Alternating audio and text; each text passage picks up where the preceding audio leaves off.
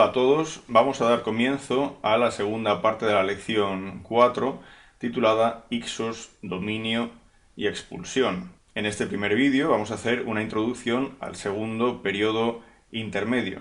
El segundo periodo intermedio es una época que ocupa alrededor de 220-221 años y que reúne las dinastías 13, 14, 15, 16 y 17. Estamos hablando de una elevada cantidad de monarcas, aunque el espacio de tiempo en el que ellos reinaron sea relativamente reducido.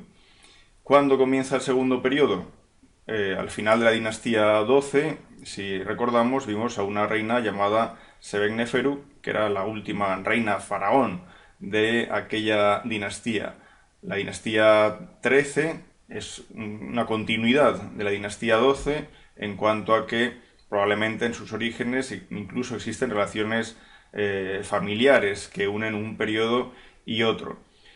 Pero junto a la dinastía 13 vamos a ver el nacimiento en el noreste del delta de lo que llamamos dinastía 14, la llegada de los Ixos, que formarán la dinastía 15, y paralelamente la existencia de dos dinastías de origen tebano que serían la 16 y la 17. Estos últimos se encargarían de comenzar el proceso de guerra que concluiría ya con el rey Ahmose y la expulsión de los Ixos.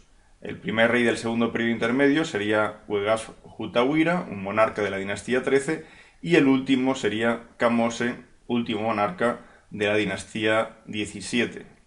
La dinastía 12, como vimos, tenía control sobre todo el territorio egipcio, incluso hasta la segunda catarata del Nilo.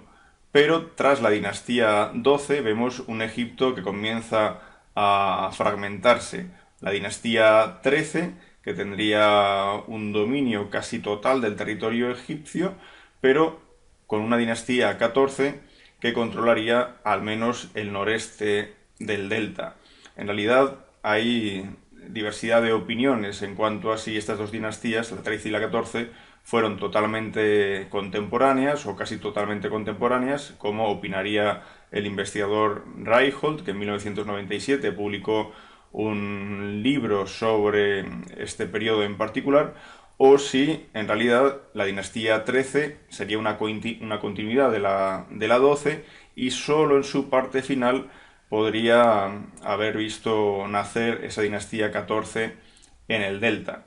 En todo caso, una vez entran en escena unos nuevos señores, que serían ya los Ixos propiamente dichos, los que van a formar la dinastía 15, este poder Ixo, que como vemos procede de la región sirio-palestina, va a ocupar con rapidez el delta egipcio y, según algunos investigadores, esta ocupación concluiría con la existencia de la dinastía 14, pero también con el fin de la dinastía 13, creando así un vacío de poder en el resto de Egipto que podría haber facilitado la fundación de dos nuevas dinastías, una muy discutible dinastía con sede en Abidos, de la que apenas podríamos aportar pruebas de su existencia, y otra dinastía que sería la oriunda de Tebas, que formaría la dinastía 16 y posteriormente la 17. ¿Cuál fue la máxima extensión del poder Ixo bajo la dinastía 15?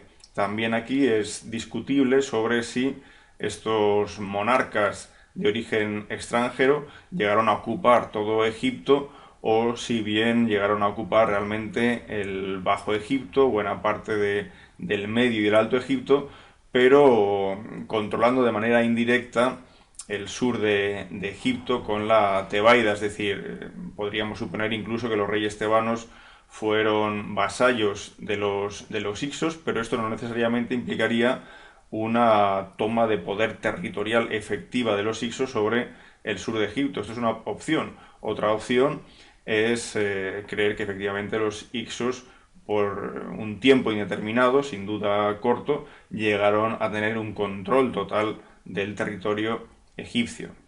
No obstante, va a llegar un momento en el que comience ya un estado de guerra, ¿no? entre los Hicsos y los tebanos, dando así origen a una serie de contiendas que tendrán lugar entre, bueno, sobre todo en la dinastía 17 y que concluirán ya con el rey Ahmose a principios de la dinastía 18 con la expulsión de los Hicsos de suelo egipcio. Si nos paramos a observar qué mención se hace de los Hicsos en obras antiguas, especialmente, evidentemente, la que se refiere a la historia de Egipto de Manetón, en este caso los epítomes de Manetón, los fragmentos que compilaron algunos autores como Eusebio o Sincelo, nos hablan de reyes procedentes de Diósporis que reinaron un global de más de 450 años. Bueno, esto es lo que nos indica Manetón, pero la información que tenemos nosotros evidentemente nos habla de una cifra de reinado muy inferior y de reyes que no proceden de Diospolis Magna o de Diospolis Parva, sino reyes que no son sino una continuidad de la dinastía anterior, que es la 12 y cuya capital estaba en Ititawi.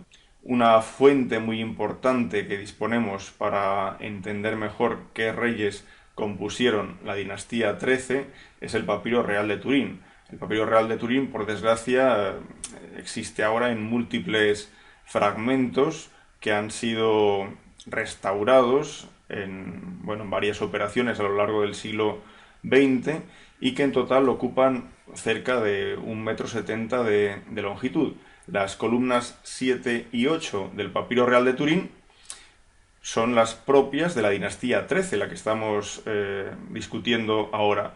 Y es interesante porque vemos cómo se menciona una serie muy importante de monarcas egipcios. Fijémonos, por ejemplo, en la columna 7, cómo hacia la cuarta línea más o menos se indica con letras de color rojo, ¿no? una inscripción jeroglífica. Esta inscripción nos viene a indicar, aunque tiene muchas lagunas, ¿no?, el inicio de un listado de monarcas que son aquellos descendientes del rey Sejet Ibra, que no es otro que el primer monarca de la dinastía 12. Entonces, a partir de este punto, cada línea hace mención de un monarca hasta el final de la columna séptima, pasaríamos a la columna octava, también cada línea nos da el nombre de un rey, así como la longitud de su reinado, con lo cual, al final, tenemos que, desde esa cuarta línea de la columna 7 hasta la 27ª línea de la columna 8,